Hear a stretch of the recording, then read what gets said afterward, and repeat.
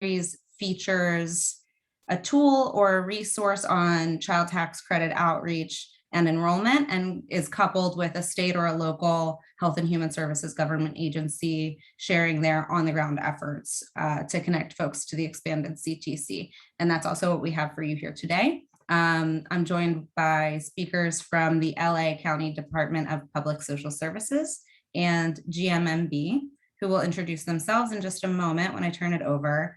And then another quick note, this webinar is held live, but it's also being recorded for wider distribution after the live event. So I'll say more about that at the end.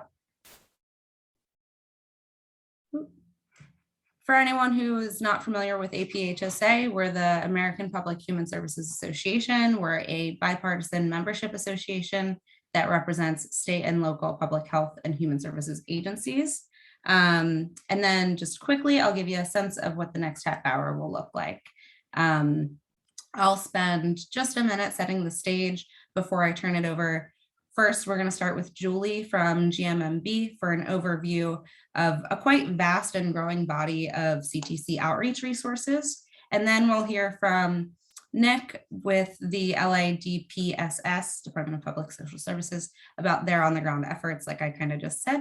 And during the webinar, I will be checking the chat and the Q&A features of Zoom, so feel free to add your questions there. With any remaining time during our quick 30-minute webinar, I'll facilitate Q&A at the end, but if there are any questions that don't get addressed live, I'll keep track of those and we can follow up afterwards. So setting the stage just briefly, with the amount of information going around about the historic child tax credit benefit, you're probably already aware of the changes to the CTC that the American Rescue Plan made, including a significant boost to the dollar value of the benefit, removing the minimum income requirement to receive the credit, and the fact that it's now being dispersed in monthly installments to help families meet their immediate needs to weather the economic challenges brought on by the pandemic, rather than waiting for a full lump sum during tax season. So with these changes, and especially with the removal of minimum income requirements, many families with incomes below tax filing requirement thresholds don't typically file taxes. And that is the main way the IRS is getting folks' information to disperse monthly benefits. So the task before health and human services leaders and agencies is to, in this moment and for the last few months, assist in connecting low-income households to the benefit before there's a November 15th filing deadline by which non-filer families, so it's the families that don't typically file taxes, must submit their information to the IRS to start receiving their monthly payments this year. So with only about 3 weeks until that deadline, we at APHSA and this group of great speakers here are trying to ensure that all of the great tools, resources, promising practices, et cetera, are readily available to folks in the field who can make a difference. So without further ado, I'm going to turn it over now to Julie, and then we'll hand it over to Nick after Julie. Great, Jess, thanks so much. And it's so nice to be with all of you today. And thank you so much for all of you what you're doing in what we know is a really busy time. As Jess just gave you that background on the child tax credit, what we really wanted to get into was how you can help in spreading the word about how families can access this money that could be so important to helping them, get through their daily lives. And really how we're seeing the outreach objective as we think about this work is to get those families, as Jess described, who have not already filed and who typically don't have to file taxes to receive the child tax credit. What they need to do is sign up for that using getctc.org, which is a simplified tax portal, so they don't need to go through the IRS site. They can use the simplified tool in order to enroll to get their money. And then we have learned through research that the real way to motivate families to do this is to emphasize that the cash benefit is their money and they can use it as they determine appropriate to meet their family's needs. So if we go to the next slide, some ways that you can help in particular and why we were so excited to have this conversation with all of you today is because you already are a trusted source of information for the families you serve. We have seen in a lot of the outreach that has taken place to date, when there is information that comes from your programs and your agencies directly to these families, there is an uptick in those who go on to the CTC portal, who try to access the funds and get their money. So we think there's a real connection and opportunity here, given the relationships that you all already have. And the messaging is really straightforward in terms of what we're trying to tell families. First of all, certainly emphasizing that deadline that Jess mentioned is really important, because if they don't do this by November 15th, they won't get their money this year. And then we want to emphasize that the tax credit's fully refundable. Families aren't going to have to, owe federal income tax, which is a big question that we get. And then the other question that I can imagine you all would be concerned about, and that we get a lot from families, is what's going to be the impact on our other benefit programs. And the child tax credit does not impact a family's eligibility for these programs. And that is really important to make sure that they know. So what can you do armed with this information? Hopefully, we're going to make it a little easier and turnkey for you. If we go to the next slide, our team has worked with APHSA to put together a toolkit specifically for your health and human service agencies that we're hoping can make this really easy for you all to incorporate into some of your existing mechanisms to communicate with families. What you see here on this slide is representative of information that you will get in an email from the APHSA team, and that we also have posted on a website where you can get access to this via a URL link too. But there's call and recorded message scripts, there's text messaging, there's website copy that's client facing for you to literally cut and paste, and then some frequently asked questions, because we know there are concerns and you want to make sure that your frontline workers are equipped to be able to answer those from the families you serve. So we've put together some of the questions that we have found from families are most frequently asked as they make a decision about whether or not to apply for these funds. And I'm just seeing a question in the chat. GMMB is not another acronym that you need to know in the context of the work that you are doing. GMMB is the name of the firm where I work. We are a full service communications agency, and we are honored to be able to be a part of the team that is helping pull together some outreach information and resources and messaging for all of you, and many of those doing this work to be able to use. But please don't add that to the many acronyms that I'm sure you already have floating in your head. If we go to the next slide, just to give you a quick summary of some of the other outreach resources that our team has compiled for those who are doing this work. We do have a social press kit, which is an online repository where you can download resources to be useful as well. These include frequently asked questions, which we have available in multiple languages beyond English and Spanish. We have specifically gotten requests for a number of other languages, knowing how often these conversations have to take place across cultures. So know that those are resources available for you. We've also got some messaging guidance. This is based on some qualitative research that our team and others have done to understand what language and messaging really resonates to motivate families to seek out the child tax credit.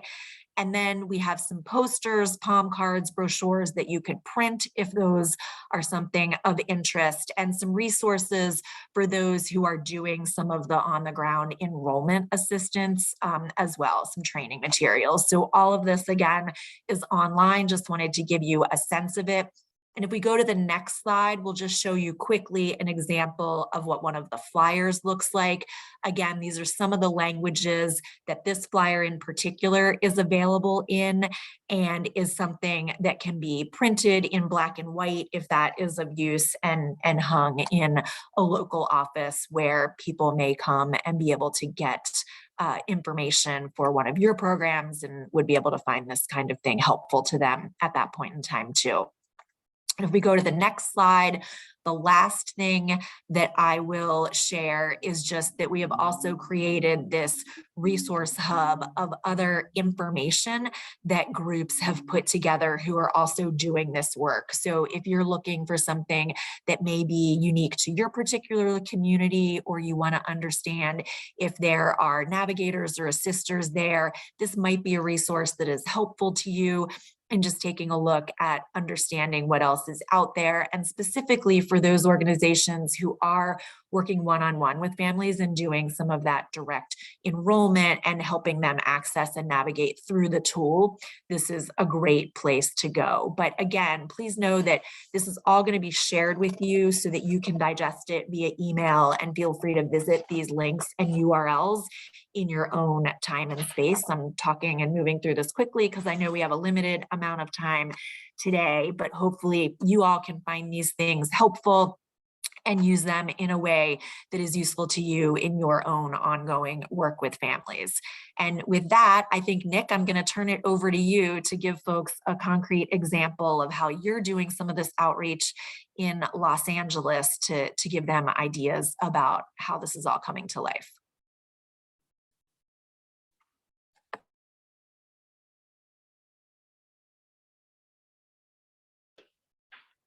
Yes, thank you so much. That was an overview of a program that we're very excited about here at LA County DPSS.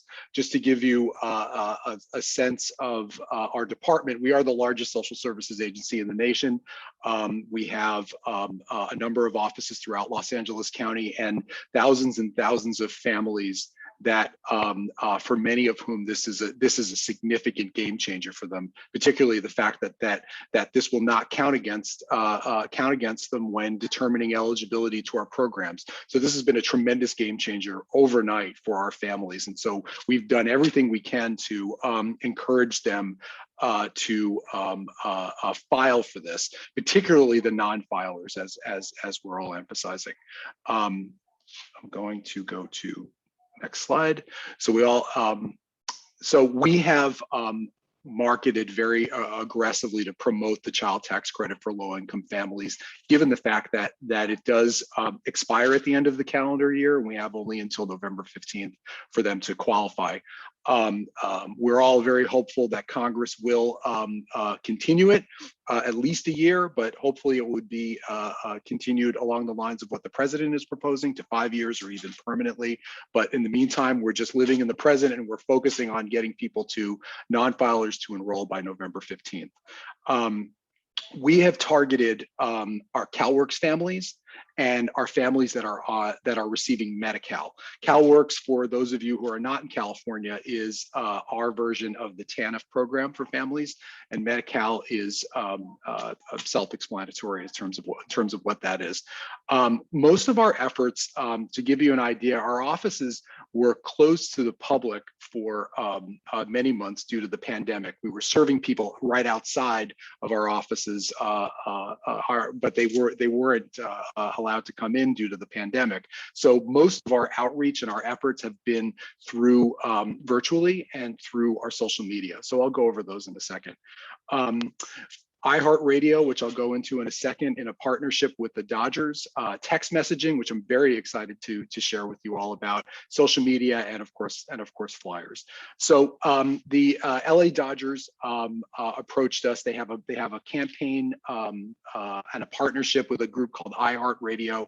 We gave them materials and speaking points to it, and so the broadcasters for the Dodgers games would promote the child tax credit at every game whenever they were talking on the radio to advertise it. We were really excited that it was also advertised through the Spanish broadcasts of the Dodgers games.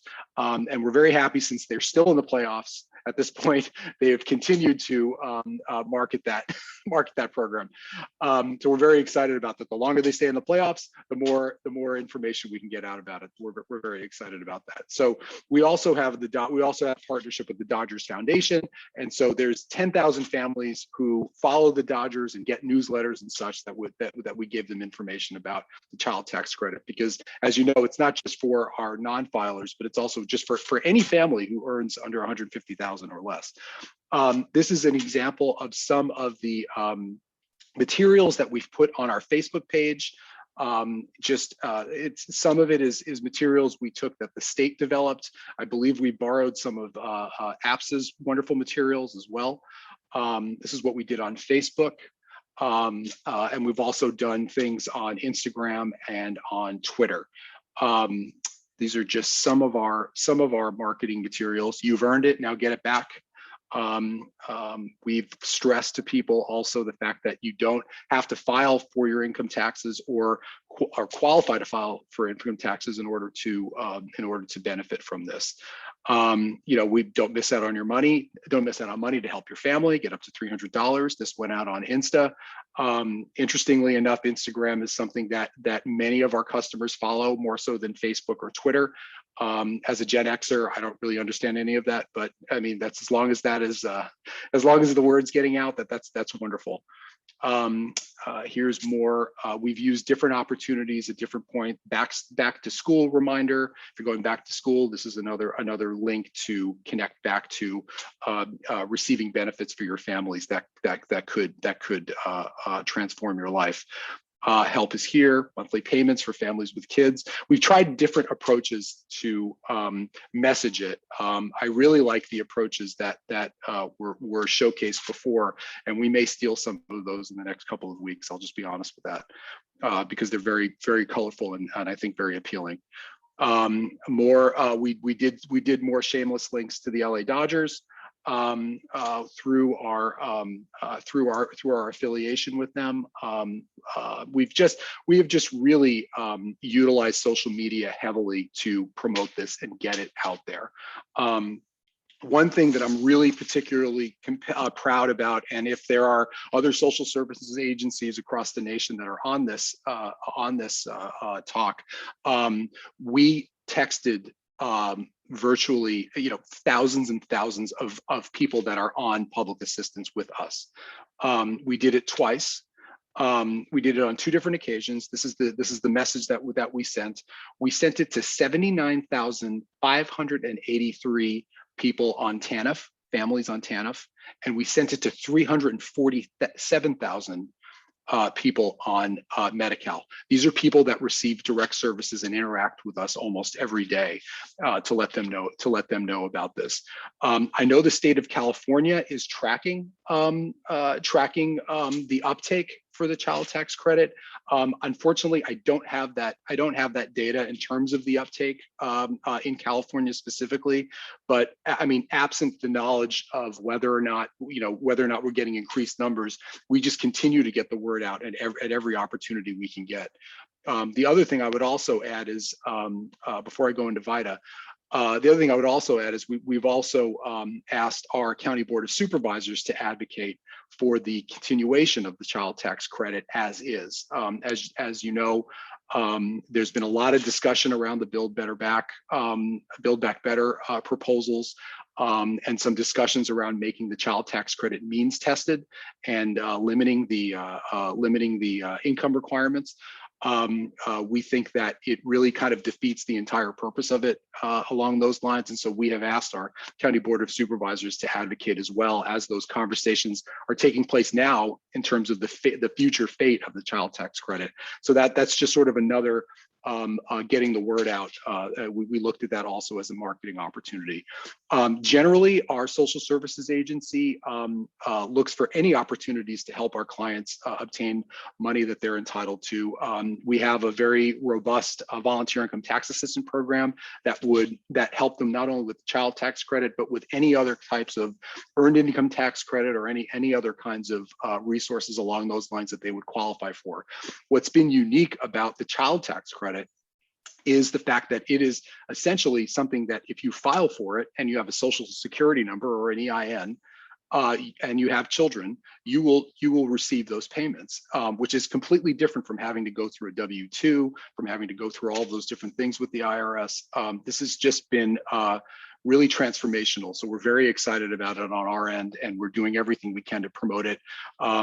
We hope to make a big push over the next couple of weeks through our social media outlets, and to continue to try to encourage people as much as possible, and frankly just hope and pray it gets continued, because we think it's just transformational for our families. It's lifted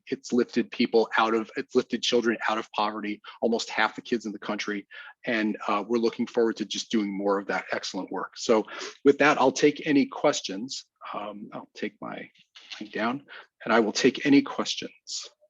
Yeah, Nick, so I failed to ask you to introduce yourself at the beginning of the, I mean, obviously we know your name, but if you could just tell the audience what your role is in your Health and Sure. Human Services agency, so they can place you in your role in these efforts. Sure. So I'm one of the assistant directors for the department.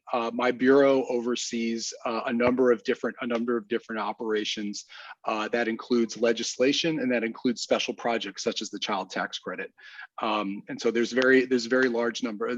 Sort of, I also oversee in-home supportive services, legislation, communications, and marketing, and those kinds of things. So that's why this child tax credit has been something that has been my charge to advance. So we do have one, it's a little bit of a pop quiz, and we can also follow up with you afterwards. But there's a question: how many VITA sites are open in California? I can speak to LA County. VITA sort of pops up around tax season. However, if they go to our DPSS website or to the county's Department of Consumer and Business Affairs, there's information and different agencies that assist people with taxes all year round.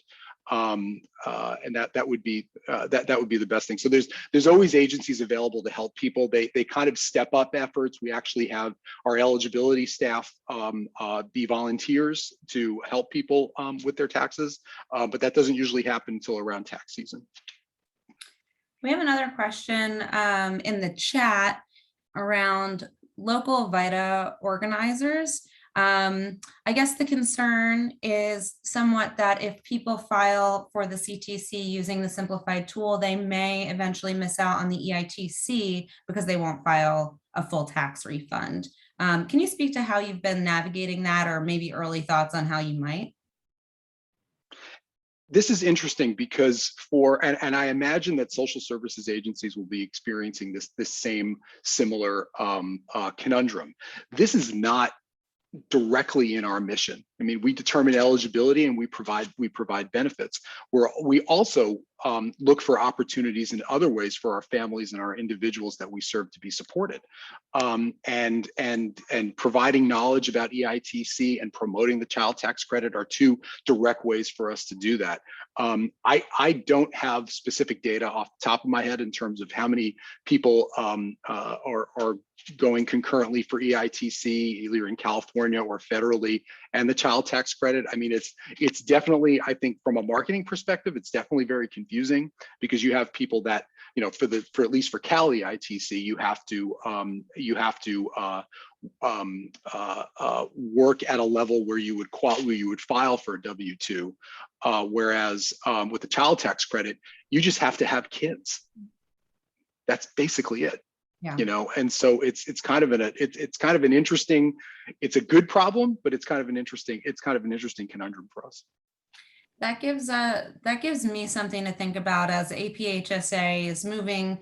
In the next 3 weeks, we're still continuing to push for non-filers to receive their CTC payments, but in the mid and longer term, we will be grappling with these policy and process issues as well. So yeah. I'm glad you raised that. Yeah, the means test approach will just make it another public assistance program, and in my opinion and in my experience, it will just create a barrier for people that are working, that are taking care of their families and doing the right thing, but just don't meet that for it to be means tested and have a work requirement really just would just create significant barriers. And I had one other question: have you publicized the stimulus payments? If not, why not? We have publicized the stimulus payments, much along the lines of the different social media examples that we showed. We publicized the stimulus payments. The state of California did a lot under called Golden State Payments. They've also the state of California provided additional cash payments to those on CalWorks, which we also promoted significantly. We are just at our department, we're just looking at every opportunity to support our families, and that just go beyond TANF and SNAP and health insurance. And we just think it's very important. We'll do everything we can to get the word out there. So we had one more question come in through the Q&A function here, which, I'm moderating this webinar, but I did not know about the Dodgers partnership in advance, which was so exciting to hear about, Nick. Yeah. So someone's asking, how did you establish that partnership with iHeartRadio and the Dodgers, and how much funding did that require, if you know? They called us. The Dodgers called. Well, they called us. What they've done in the past is they've contacted the county and looked for different ways for them to partner, like what kinds of community programs can they promote, et cetera, et cetera. There was we did have to offer there was some funding involved. I want to say I think it was around 200,000, I believe. And it was to essentially, they would create the wording, they would write all of the scripts for the announcers with our input. And, and the fact that they committed to broadcast about it at least twice in every single Dodgers game was good enough for us. If there are agencies that maybe have major league teams of some kind across the country, reach out to them, see if they have some kind of foundations or if they have some kind of community service angle that you could take advantage of. It's a great avenue towards that, and it's of course something that we're happy to be associated with. That's so exciting. I hope my screen is showing correctly. Can Nick or Julie, could you give me a thumbs up if you're seeing a screen with resources? Okay, awesome. I'm cognizant that we're coming up on time. It was so exciting to hear from Nick what LA is doing. And Julie, thank you for giving some airtime and saying out loud all of these resources that we've all got coming in our inboxes, and showing us some ideas of how to put them to use. Here's just a quick overview. Like I said, I'm going to email these out afterwards from APHSA, but a quick overview of the resources that we've provided in this effort. We'll share some that other agencies and organizations have shared, and then a quick plug for what's next. So the one last thing we have planned up our sleeve is a Twitter chat next Friday. Nick was joking about Gen X being on Instagram. I am a millennial born to the wrong generation. So, but I will be participating. So I hope you all also join in and participate. We'd love to hear all of your ideas. And yes, absolutely. I'll share the slide in an email so that you can access all of these links. I'll also add the recording of this webinar as a link. All right, everyone, thank you so much for your time. We're at the half-hour mark, sped through this. Thank you so much, Julie and Nick. If there are any final words you want to leave the audience with, or the people who tune in when they see the recording with, feel free. Just thank you for this opportunity to talk about what we do in LA, and I hope it's helpful.